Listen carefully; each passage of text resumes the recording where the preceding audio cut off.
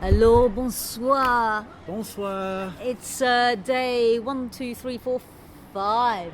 Day 5, jour 5 of Roland Garros. And as always, it's Ros Satar. And Chris Oddo. And, Captain Chris is in charge today. So hit me. What do you want to talk about, buddy? Another captivating day. Our heads are still spinning. It's not quite over. There are lots of matches still taking place. And if I check on the scores, I'll see that Simona Halep dropped a set. Again? Against Magda Linette. Ooh She's la now la. up 5-1, though. So Okay. It looks like she'll take care of business. We also got Clizan and Luca Pouille. Clizan up 2-1 on Chatrier.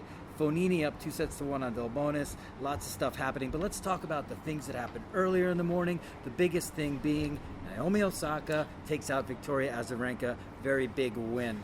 Your Yeah, thoughts? I mean, I watched quite a lot of that, and I've got to say, I'm beginning to think that Osaka's champion mentality is right there for everyone to see. I mean, that's again, she's had to come from a set down. She's it was great. Now I'm a believer. Now, after 16 straight Grand Slam wins, you've decided you're going to believe in this player who's already a Hall of Famer. Yeah, right. No, I mean that's an amazing stat though. That's an incredible stat. 6 straight 3-setters at slams, check. 3 straight from a set down at slams, check. Great match. Vika was all over her from the start. 4-love lead. Naomi got herself together quicker than she did in the first round. Was able to rally back, but dropped the opener, and then the match was an excellent match. Everybody was watching it. I think everybody has screens everywhere, but I think we were all dialed in to see how this match would play out, and it was Osaka that got her game together and finished strong. For me, that should have been a de facto second week match. That should, and I'm really hoping out of this. I mean, I haven't had a chance to read Azarenka's presser yet, but I'm really hoping that, as disappointed as she is, this is going to be the start of a real push for her as we lead into the end of the year. Exactly. The second half of the year. Very upbeat, disappointed and upbeat at the same time. Go to in her presser. Read the quotes. She is pretty pumped up about A, she feels she's making progress, and B, she's fed up with losing, and she's gonna remedy that. I think look out grass season. Yeah, and nothing will give me more pleasure. I think the tour needs her. She's matured beyond all measure, in my view, with everything that she's gone through, and I really hope that we get to see her make some moves here. Yeah, I think it's going to happen. She's got time. She's got the right attitude. It's clicking. Naomi Osaka's a great player. That's all you can say about that match today. Osaka is really strong, and for the first time here in Paris, I've started to consider her a potential favorite. One of the players that can win this title. I didn't really see it, especially after that first round match. Now I do. Let's talk about Serena Williams a little bit. Sure. Strong win, 10 aces. I think she got out of there in 67 minutes. We don't know what's going to happen because she was cruising last year and then she pulled out with a pec injury, but a nice second round win. Yeah, she's got the young American Sophia Kenin, so we'll see how that plays out. I think this was a much better match from Serena, and I think she needed a much more comfortable and much more comprehensive performance. Let's see what the knee is like. I've just been talking to Sophie Amiach, and she was saying that she was the one that asked about the knee and whether it was good to go. She said, "Yep, it's good." So let's see. But if she is good to go, I think she's going. There's nobody that's better at playing themselves into form than Serena Williams, in my opinion. Certainly on the women's side, and on the men's side, I'd say somebody like Andy Murray who would gnarl his way through. But in my opinion, I've never seen anybody better than Serena to play themselves into form in seven matches every other day. Yeah, I'm curious to find out what's going to happen. Like you said, Kenin next, and then potentially Ash Barty in the round of 16, and then potentially Naomi Osaka quarterfinals. But let's move on. Novak Djokovic dropped 8 games. He's cruising. How dare he drop 8 games? That's just careless. No, he is cruising again, and he's another one actually that can make things a little tricky for himself sometimes. But he's looked good. I've said from the start he's going to win it. I feel comfortable with standing behind that. Hey, he's done nothing to dissuade you, that's for sure. 82% of his first serve points were won, or have been won over the first 2 rounds. 63% of his second serve points. And here's the magic ingredient: Stefan was in the stands at Court Suzanne Longland, and we know how much Stefan meant to Novak at Wimbledon. And this was he really? He was, and this was the first time Stefan got to see his dad live. There's a connection. There's an energy that Novak draws from his son. I know it sounds goofy. No. When I saw that, I said, "Oh boy, look out!" And on the court, he's playing fantastic tennis. He's efficient.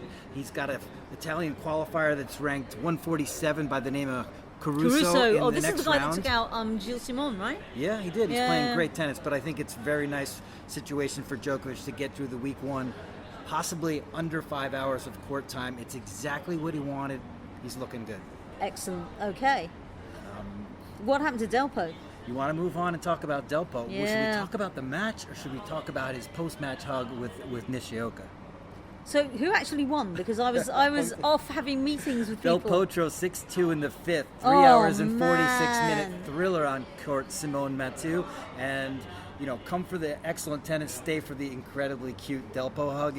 Just go to Twitter if you haven't seen it already. He gives the best hugs, doesn't he? Especially when the opponent's 5'7", a full foot shorter than he is. Great moment. Yoshihiro Nishioka. Everybody loves this guy. He does. What a It would have been a firecracker. great. Yeah, I mean, I'm really hoping that one day he gets his day in the sun.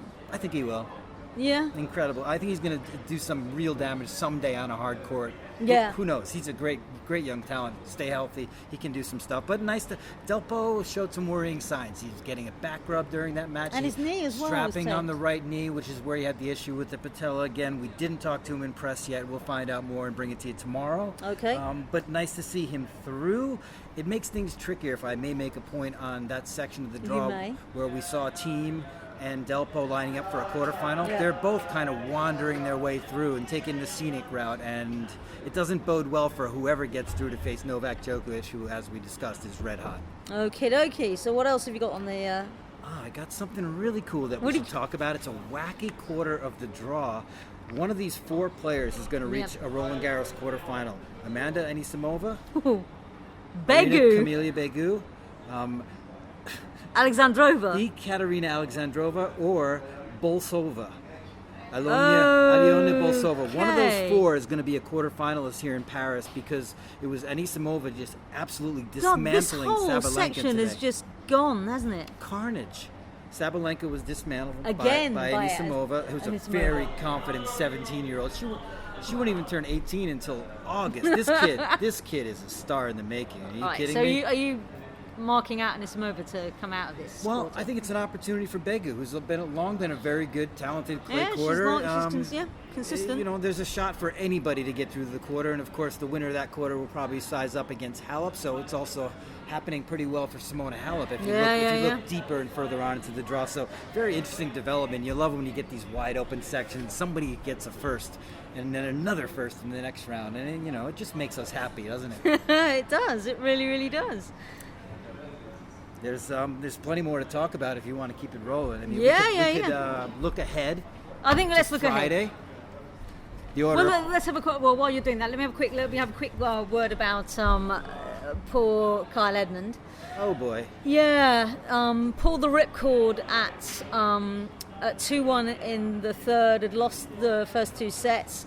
As you can imagine, the press conference is all about the state of his knee. I think he did the right thing, to be honest with you. I think he did the right thing to pull out when he did. Don't play on it and lose and then make it worse for the grass court season. He's got 2.5 weeks now before Queen's, which is when he's next scheduled to play. But, what is worrying is that when he was asked, do you think that this is going to be any issue for Wimbledon? He's like, I don't know. I've never played on grass with this issue before. Okay. So, it is a worry. But what can you do? I mean, it's been a rough year for him. This clay season has been a disaster for him. There's no 2 ways about it. So fingers crossed he's going to be okay. That leaves Joe Conter, of course, as the only Brit in the singles, I hasten to add. I do remember making the mistake of saying the last Brit standing and getting absolutely hammered by, quite rightly so, by our readers and our listeners for forgetting about the doubles that our teams that are still in. Journalists love to be hammered by readers. Oh, no, we don't. So it's all on Joe, who is suffering from a heavy cold and sounds like a heavy smoker and gin drinker. and she sounded progressively worse, but hopefully it's sounding worse than it actually is. But from a British point of view, at least we do have Jo in there, but we'll see. And she's got Victoria Kuzmova tomorrow. I think she will come through that, but I think she's going to have to work for it. I mean, at the end of the day, Kuzmova is in the third round. She eased through her first round match and obviously only played a set and... No, not even a set. Three or four games of the first... 3-1. 3-1, 4 games. So, yeah. So, she's going to be well rested. Jo's going to be well blooded into the tournament. It's a difficult one to call. I think it's going to be another 3-set roller coaster. It could be a late night for you and your fans, because that's the fourth match on Simone Mathieu tomorrow. Yeah. Shall we dip into the order of play for Friday, 31 May. Last day of May, let's celebrate with some intense action at Roland Garros. Hit me. Well, starting off with a matchup that we love on Chatrier. It'll be the second match of Garbiñe Muguruza and Alina Svitolina. We've already talked a lot about it. We're pumped up for it. Do we need to say any more? I don't think so. Go back and listen to our previous podcast if you want to hear what we had to say about that yesterday, in fact. Yep, and a really nice day on Chatrier, better than today's. Petra Martic and Karolina Pliskova That's starting us off. That's a dangerous one. Yeah, it is, right? That's Martic a really dangerous one. Quarter. Goffin and Nadal, which could be Nadal's first test, will be up third on Chatrier, followed by Tsitsipas and Krajinovic. And that could be a good match clay as well. Quarters. I'll tell you what, if Pliskova comes through Martic relatively unscathed, then I will mark her down as a real contender. Oh, yeah, I already have her there, to be honest. But yeah, I mean, there's a lot of players that are making statements. Sloane Stephens is another one, and we'll see her tomorrow against Polona Herzog on Suzanne Lenglen. Last on Lenglen, Wawrinka and Dimitrov. That is going to be a treat. Oh, yeah, and that's the same court that we'll see Roger Federer on tomorrow against Casper Ruud. That'll be the second match. That's the court of neutralness. It's stacked tomorrow. It's been stacked all week. Yeah. We're blessed. We're psyched. I mean, I don't know. Anything else catch your eye on this OOP? I think what we should do is save the rest for tomorrow. Sounds good to me. Granted, I think we shall bid adieu. We'll be back tomorrow with all of with half of the third round action. There's one more day when we got third round action, and then we're really getting into the meat of it all. So yes, we are. It's getting there. Unbelievable. Well, look, all the best for everybody tonight. Sleep well. Don't have nightmares. Au revoir.